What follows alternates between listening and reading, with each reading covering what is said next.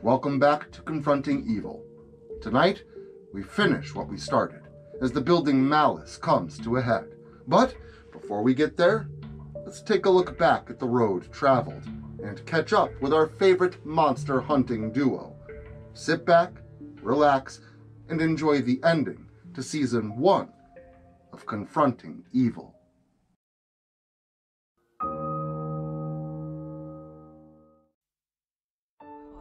This weather is really nice out here today. What do you think, Seth? Yeah, it's nice. So we got any new cases or anything? I don't know. It's too quiet in here. What are you talking about? This is perfect. It's too quiet in here, Seth. I disagree, Kins. I know what we need. Somehow I doubt that. Is this the real life? Seth, is it? Kins. Is this just fantasy? I'm not doing this. Caught in a landslide. No escape from reality. Hope in your eyes. Look Are you up seriously to doing this? the skies and see. I'm just a poor boy. I need no sympathy. Because I'm easy come, easy go. Little high, little low. Any way the wind blows doesn't really matter to me. Nothing really matters. Nothing really matters to me.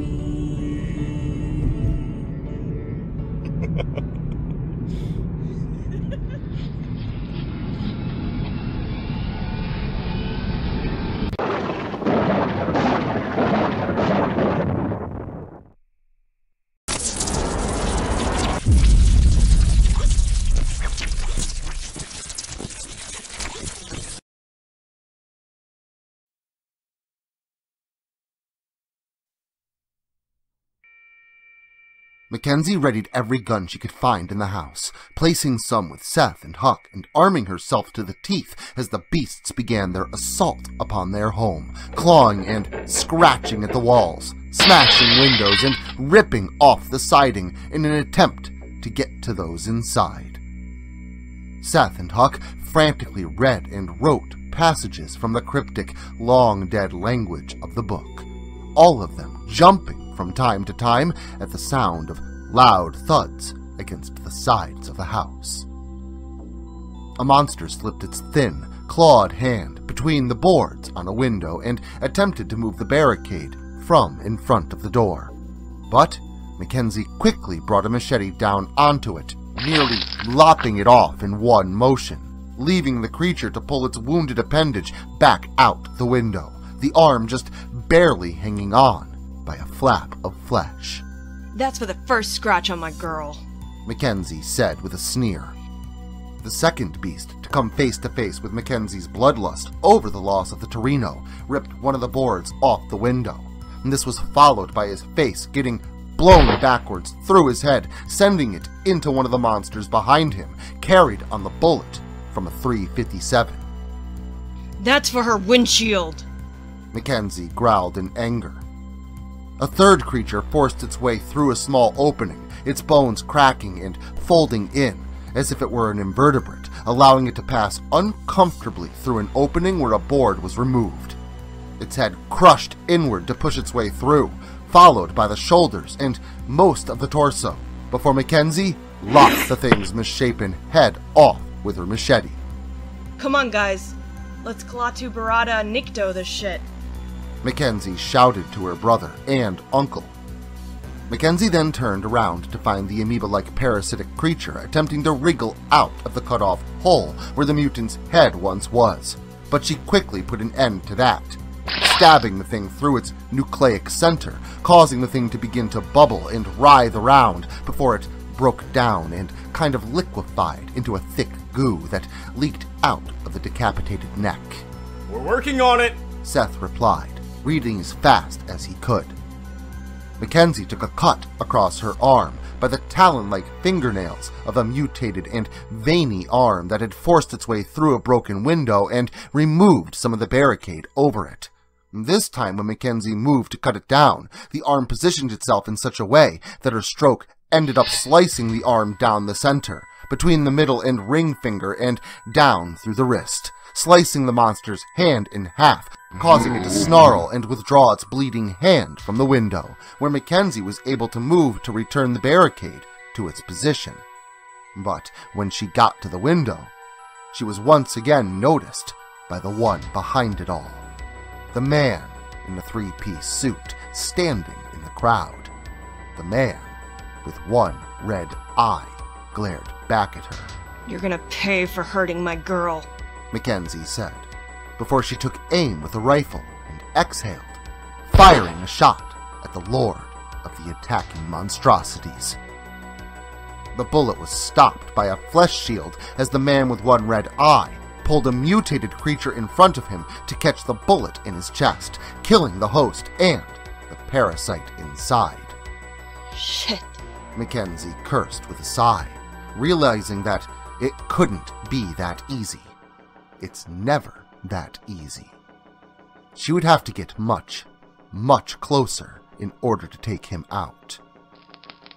The three of them were then startled by the sound of wood cracking and breaking in their mother's office in the back of the house, causing Mackenzie to jump into action once more, rushing to the office to dispatch the intruders. From the kitchen area, where Seth and Huck were, they could hear several gunshots and what sounded like a struggle, and then there was relative silence once more. Or as quiet as it could be, with dozens of mutated beasts tearing apart the house from the outside. Kens? Seth called out with no reply. You keep reading. I'll go save your sister's stupid ass. Huck grumbled, getting up from the table, shotgun in hand. Huckleberry rounded the corner to find car headlights shining in through a broken open chunk of the door, large enough for a person to fit through, which is exactly what happened. A fairly small mutant lay in a pool of her own blood. 3 bullet holes were placed around her torso as the thing struggled against Mackenzie. But now, Mackenzie was nowhere to be found, and Huck couldn't let the opening stay open for very long. So he hoped for the best, but just as he was about to push the desk in front of the office door to the back deck, a figure ducked through the hole and into the house. Huck jumped back and took aim with his shotgun. "Don't shoot!" A familiar voice yelled. "Don't shoot! It's me, Jessie," the officer said loudly. What in the lily-loving hell are you doing way out here? "I'm sure you are all aware of the situation a-brewing outside. I followed them things in here. Some of these things came from pretty far away." Well, welcome to the shit show. You didn't happen to see Mackenzie out there, did you? "Is that who that was that burst out of here like the town drunk on a Friday night? Throwing fists and guns a-blazing?" That definitely sounds like Mackenzie. I'm glad she's okay. And I'm glad you're here, Jessie. We're gonna need all the help we can get defending this place while Seth looks for a way to stop all this. Huckleberry welcomed Jessie's help, before he almost blasted away another friendly face that poked in through the hole where Jessie had come from. "Oh, with all the crazy goings on, I almost forgot. I picked up a friend that was hightailing it out of town," Jessie remarked, as Cash climbed through the hole, looking scared shitless. Sue? What in the fudging hell are you doing here? Huck asked his cousin. "Come on, Eugene, you know the name's Cash." Cash replied. How about I call you a nincompoop? What were you doing out with all those things around? Well, one of those things was my buddy Jimmy. I was just sitting around with the crew getting hired for another investigation, know what I mean? Yeah, you know what I mean. Anyway, well, my boy Jimmy started shaking the shit, you know, he's just a fucking earthquake or something, and he just grows a couple of fucking tentacles and slices my other homies up like a horror movie and shit. I barely got out of there in one piece. Lucky for me, Jimmy went the other direction toward here, but not so lucky for me, I got picked up by the fuzz. Cash explained, giving an angry look in Jessie's direction. Well, ain't that some shit? Huck said, not knowing what to make of any of it, but the reunion was interrupted. Shotgun blast when Huck blew off a pair of monstrous arms that had snaked in through a window beside the door, followed by Huck and Jessie toppling over a metal filing cabinet and pushing it in front of the broken door, along with flipping the desk on end to further block off the window. The three of them made their way back into the kitchen, where Seth was still turning pages in the old book. Did you find Kenzie? Seth asked as Huck entered the room. Nope, but I did find a few other familiar faces. Huck replied, Jessie and Cash walking in behind him. Officer Jessie? Cash? What are you doing all the way out here? Chasing monsters for hours is a heck of a lot more interesting than chasing a deer out of Mrs. McPherson's lawn for the 15th time. I was trying to get out of Dodge when she picked me up and dragged me back. You're welcome for saving your butt. Yeah, thanks. Have you found anything yet? I'm having a little trouble. There's some words I haven't seen before, but I think I might be onto something. See if you can make anything out of this. Seth said, pointing to a scribbling of letters inked into the yellowed page. Huck sat down next to his nephew once more and began to read the pages, translating what he knew and writing it down in the open notebook beside it. It was at that time that much of the scratching and clawing outside stopped, before things fell mostly silent on one side of the house. Then, that silence was broken by a wild howling, like a loud roar outside. She didn't! Seth said, jumping to his feet and knocking his chair over before running to the window to see what was happening outside.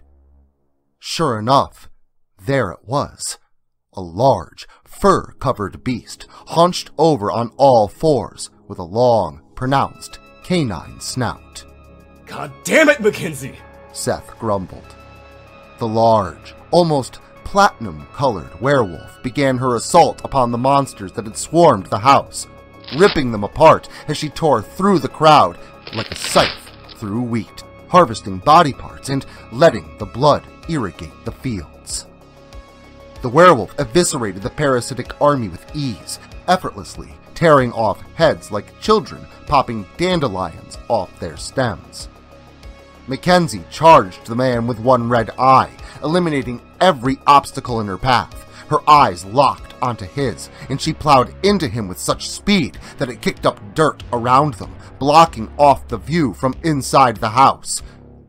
But when the dust finally cleared, Seth was shocked to find a large black hand with freakishly long claws wrapped around the throat of the struggling werewolf.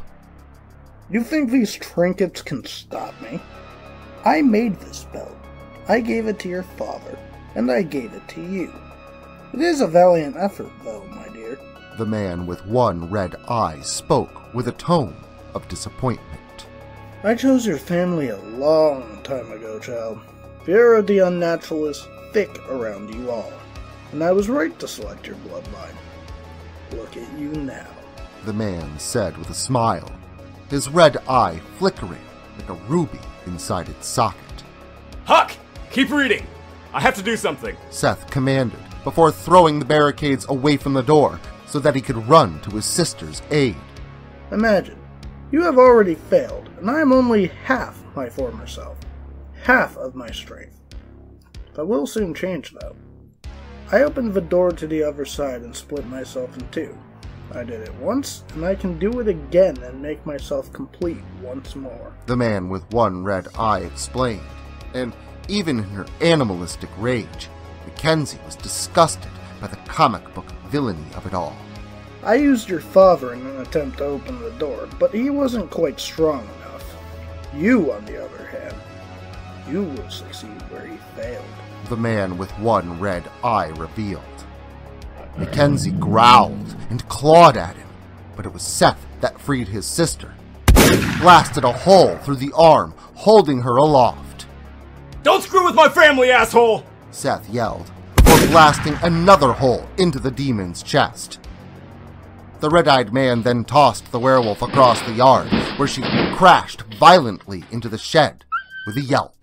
The fur receded back into her flesh, and her bones cracked and crunched as she reformed into her human shape once more, lying unconscious in the rubble of the broken shed.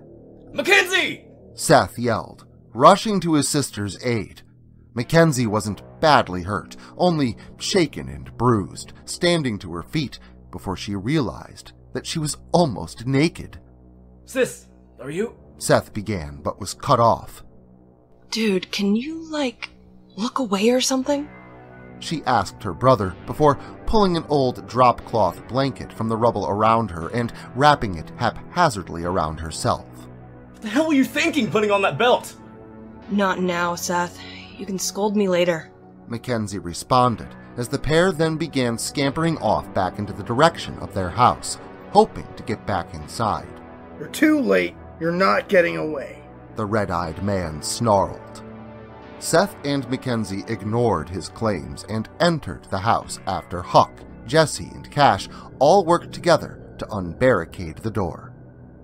As Cash and Jessie began rebuilding it once the siblings had re-entered the house, Mackenzie noticed the red-eyed man walking methodically in their direction. While you were outside, someone... Here, just take this, Huck said, holding out their wireless landline phone for Seth or Mackenzie to take a hold of. What? We got a phone call. And you thought now was a good time to answer it, Huck? Sorry. Whoever it is going to have to call back. You're gonna want to take this, Huck said, reaffirmingly. Mackenzie grabbed the phone from Huck's hand while Seth helped Jessie and Cash put the barricade back in place. Huck taking up position near the door to pop shots at the horde with his rifle between the cracks in the barricade. Hello? This better be good. Mackenzie said, rudely into the receiver. What the hell are you doing to my house? I sign in for a few minutes, and I see an army of things trying to break through my windows. The shed is destroyed, and Mackenzie, why are you a werewolf?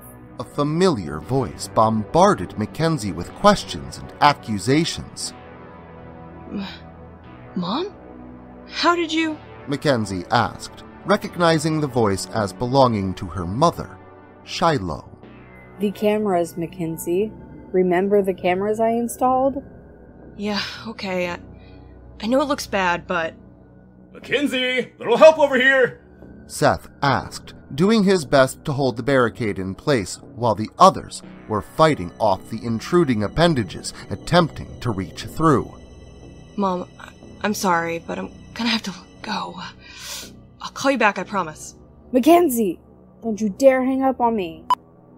And with that, Mackenzie hung up the phone on her mother. So, was that Mom? Is she pissed? Yep. Cameras? Yep. Man, I haven't talked to your mom in quite some time. How's she doing? Huck asked, still deciphering the book and scratching odd symbols around the living room of the house. Wait, your mother? Does she know what you two do? Jessie asked, somewhat surprised. Yeah, that old Shiloh. She's the one that trained him shit. See, her and my old cousin Raybob. Cash began, but was silenced by Seth. Can we discuss this later? Seth asked, while trying to use all his strength to keep the crumbling barricade in place.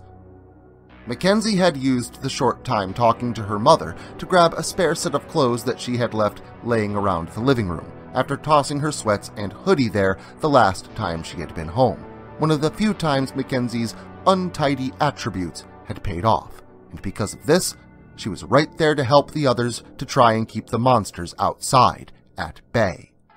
But none of that mattered. Each and every round they fired off at the approaching red-eyed man seemed to do nothing to slow his forward movement, and upon reaching the door, the barricade before them blew backwards in a kind of quasi-explosion, pushing everyone near to the door back and onto the floor, leaving only Huck still standing at the back of the room, while Jessie, Cash, and Mackenzie struggled to remove the debris from themselves and stand back up. Seth looked over to Huck, not saying a word, and Huck took his meaning, stepping back into a bedroom door behind him. Moments later, the man with one red eye moved through the crowd of now invading monsters, entering the home. However, the skin of his body had begun to erode, or even melt. No one could tell which, but beneath it, as if wearing a man's suit, his true form was becoming revealed. Looking a little worse for wear there, aren't you, Kano? Mackenzie said, standing to her feet, referencing the being's single red eye. Wasn't so bright his name is Effie.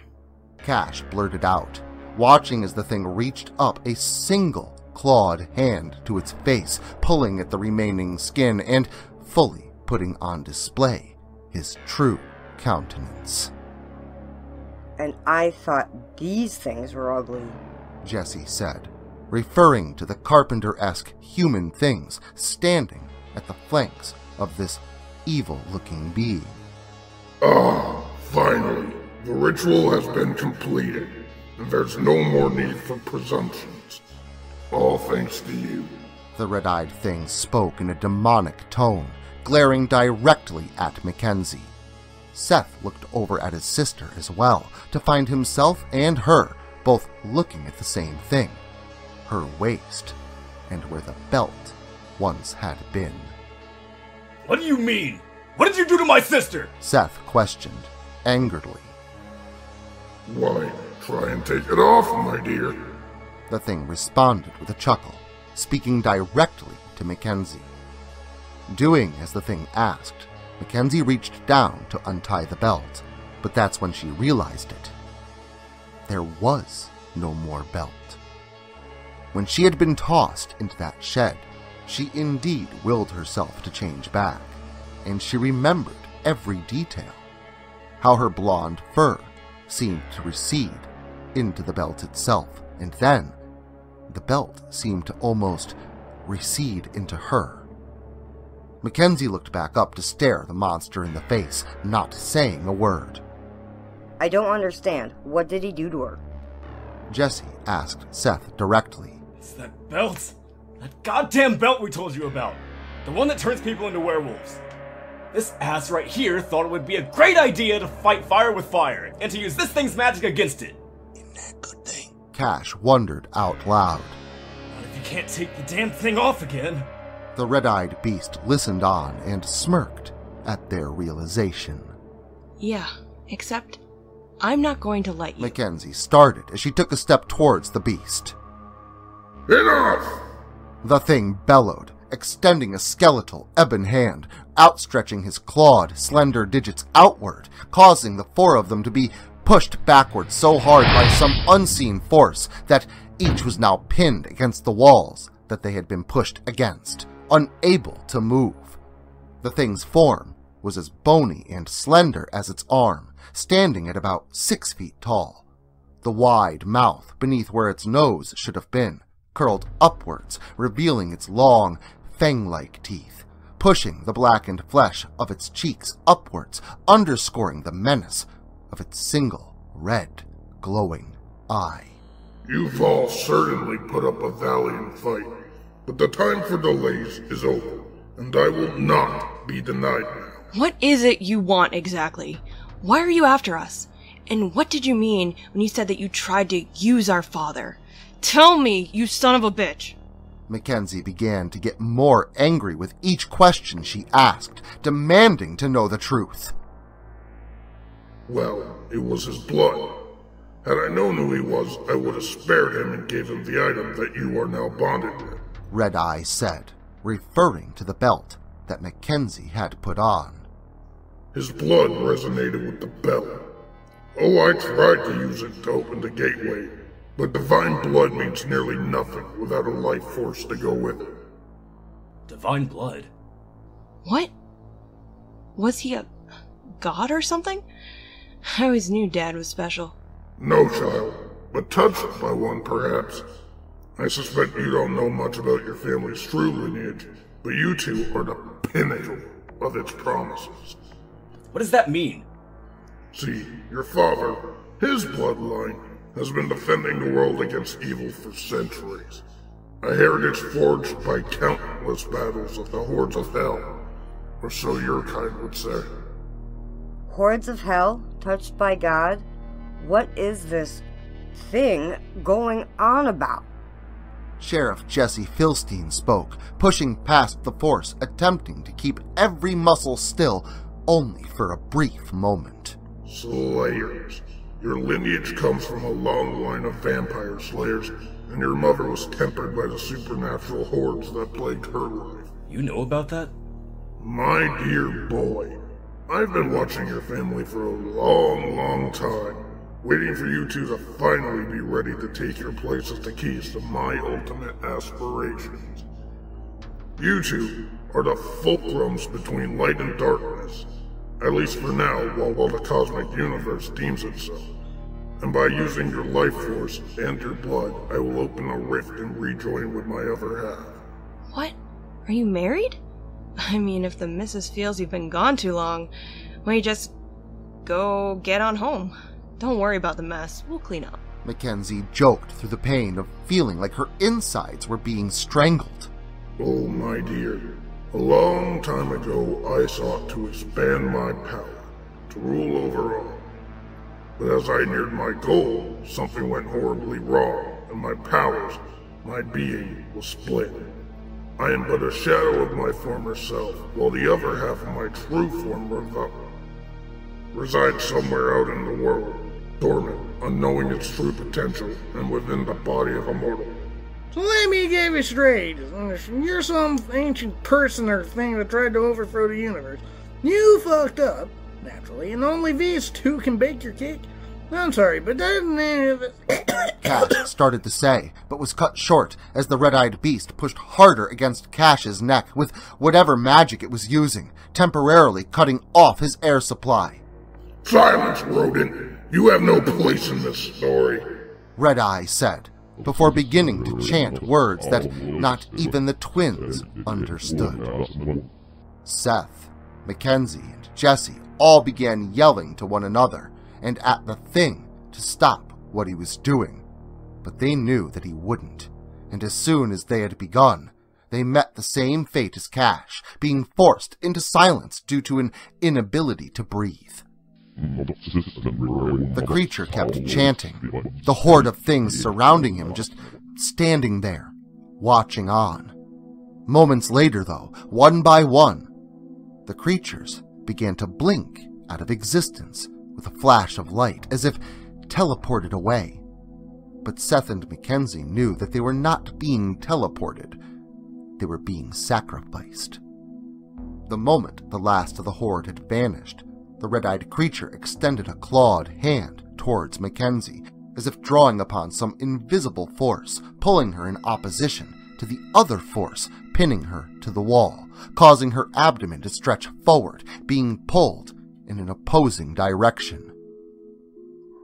And with that, there was a bright blue flash, and then what almost looked like a heat ripple on a hot day in its place, reaching out in tendrils and inciting a sudden wind, as if reaching out for something with unseen arms.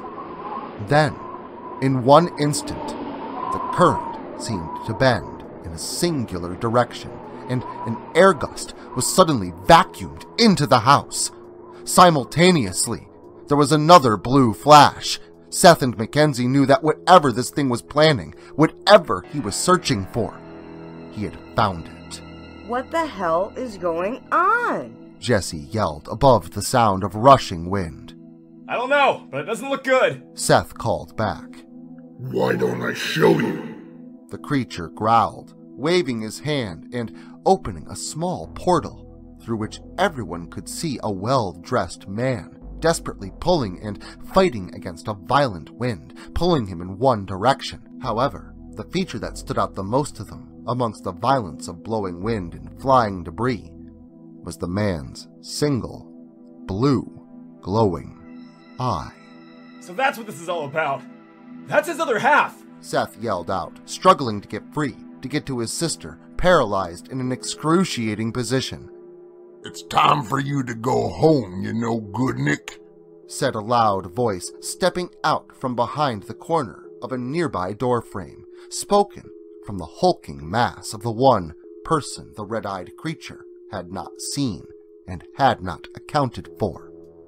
Huck. You're too late, the thing snarled with a grin. Huck lifted a small piece of paper in one hand and flicked his lighter in the other, setting the small sheet ablaze. As soon as the flames touched the apartment, a glowing yellow orb of light formed near to the translucent tendrils, pulling at Mackenzie, sucking the unknown power inside of its glowing light. Mackenzie dropped to the floor with a thud, without moving an inch to catch herself. Seth and the rest of the group dropped to the floor as well, the creature releasing his hold on them, his power having no effect in the face of whatever spell Huck had performed.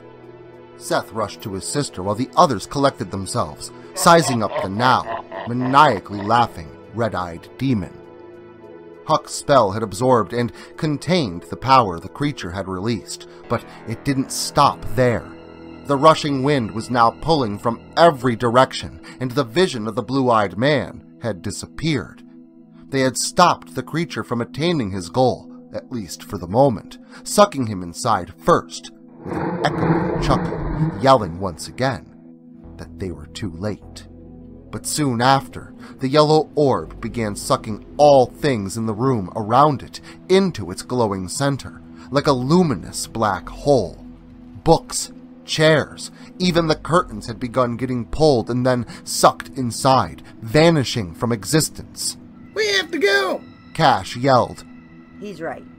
We need to get out of here. Jessie agreed with him.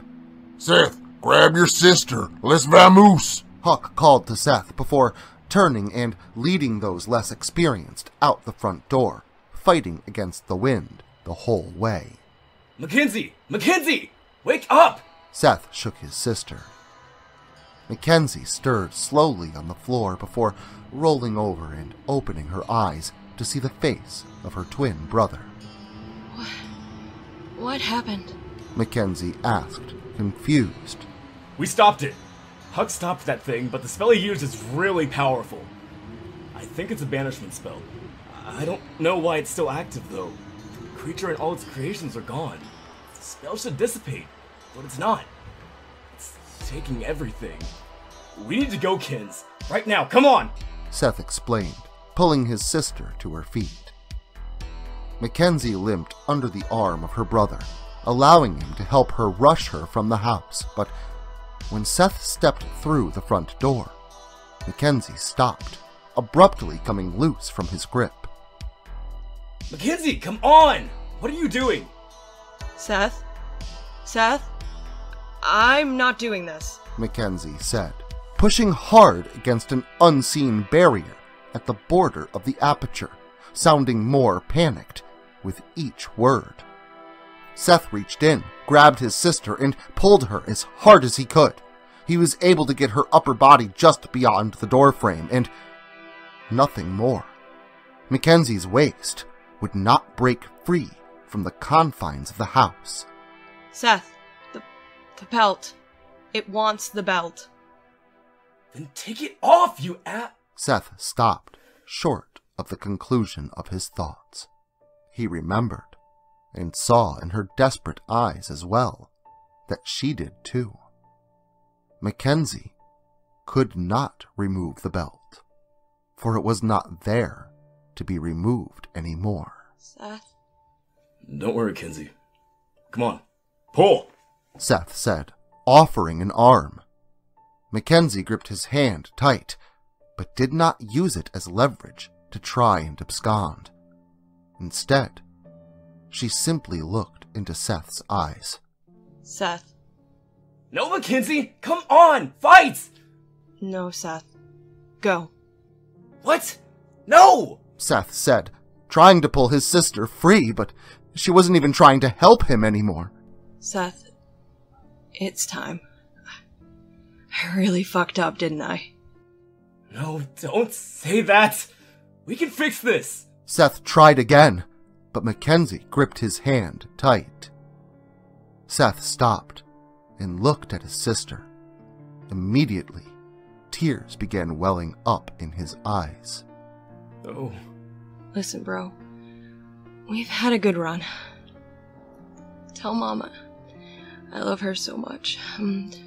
And take care of my baby, please. She needs some TLC now more than ever, she said, starting to choke up herself, referring to the wrecked car outside. Mackenzie, I'm not ready to. Yes, you are, Seth. I love you. You're my brother. Do me a favor. Eat a burger every once in a while, will you? Pass, Seth said, leaning back into the house, hugging his sister tight. Dweeb, Mackenzie whispered, listening to the sound of cracking wood and windows bursting all around them. Go! No, I can't. What's the holdup, kid? We gotta go! A loud voice shouted from behind. Huck grabbed Seth from around the waist and pulled him backwards, hoping to pull the siblings free with brute force. Mackenzie was ripped from Seth's grasp. No! Seth screamed, reaching out with one flailing arm, watching Mackenzie grin at him, a tear in her eye, just as the entire house collapsed in on itself, crushing smaller and smaller, burying anything left inside in an instant until the rubble finally compressed into the size of a small car, and then a small ball, and then nothing. Nothing was left except a gaping foundation where a house once stood. No glowing portal of light. No Mackenzie. No! Mackenzie! Seth screamed, finally shaking free and rushing over to the empty foundation. Huck instantly realized that Mackenzie was not with them, that she had not made it out in time. Seth dropped to his knees and began sobbing at the sight of where their home once stood. They had stopped evil before, and now they had stopped it again. But the cost was too great. If he had just watched out for her more, told her one more time not to use that damn belt. There was another menace out on the loose, one with a blue eye, and although they knew the work wasn't quite over, no one gave it any current thought. Seth sat there, sobbing, surrounded by 3 individuals who very much felt his loss. But all he could think of was every scenario that he could have done better, trying to bargain it all away. She's gone. Huck bent down and wrapped a large arm around Seth, trying so hard to comfort him. But he knew that there was no condolence for the loss that they had all just suffered. Mackenzie was now gone.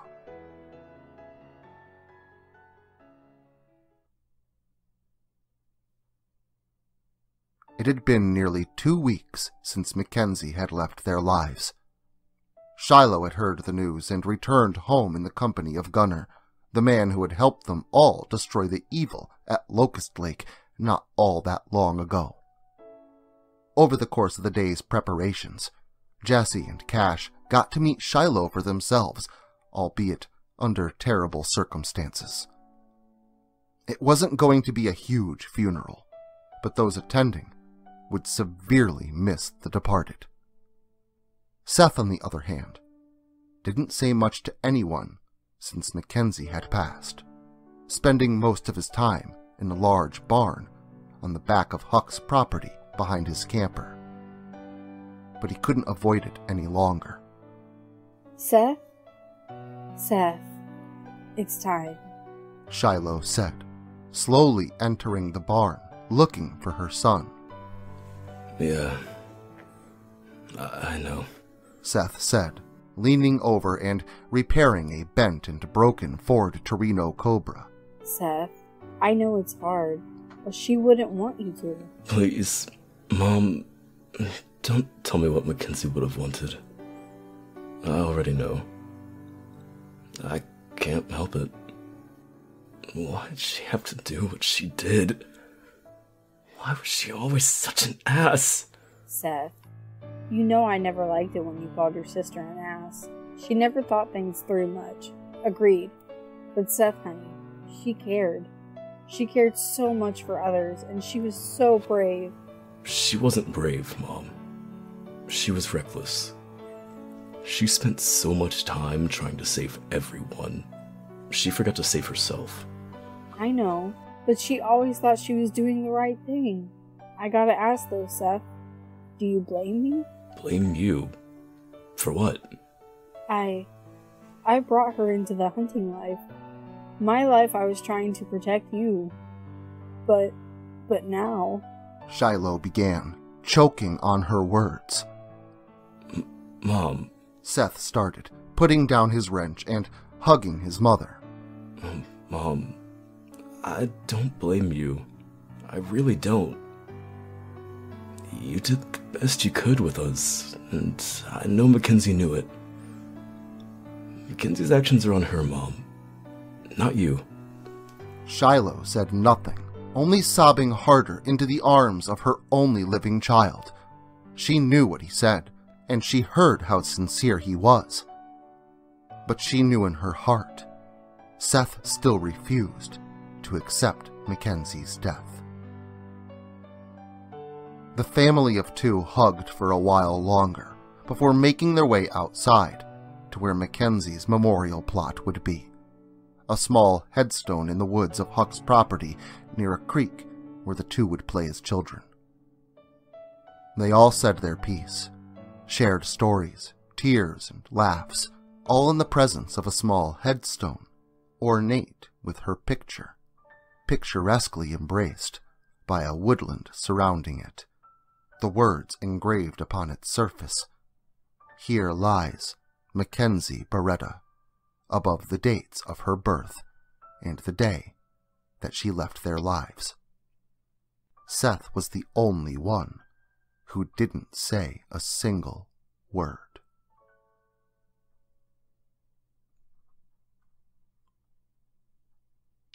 A few days later, once those that were visiting had left, the silhouette of a man slunk in through the door of Huck's camper.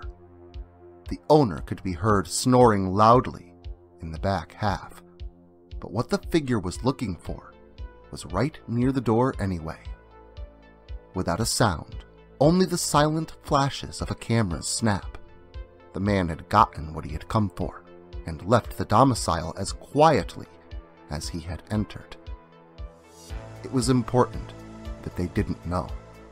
It was important that he kept up his facade, and soon both he and the car would be ready. He knew they would try to stop him, but he wouldn't let that happen.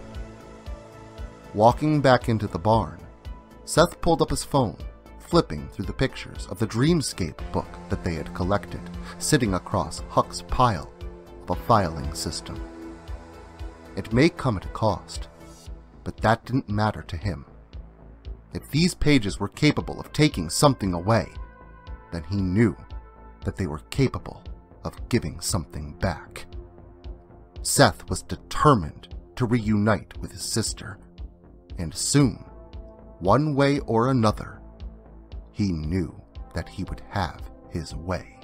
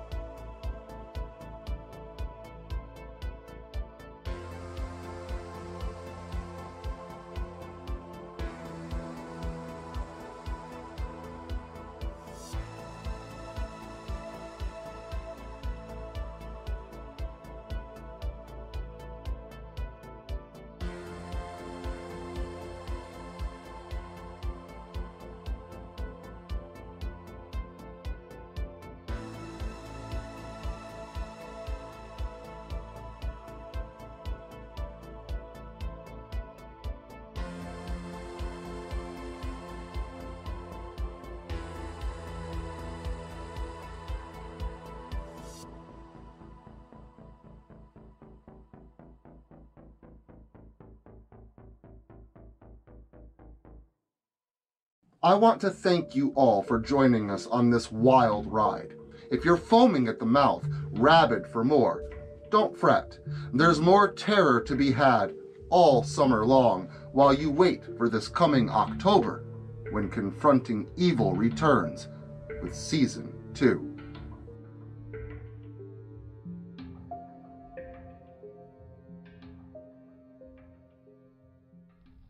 Social media can be very unpredictable, especially regarding horror content. If this content gets removed, all new content will be simultaneously presented on various websites provided in the description to this video.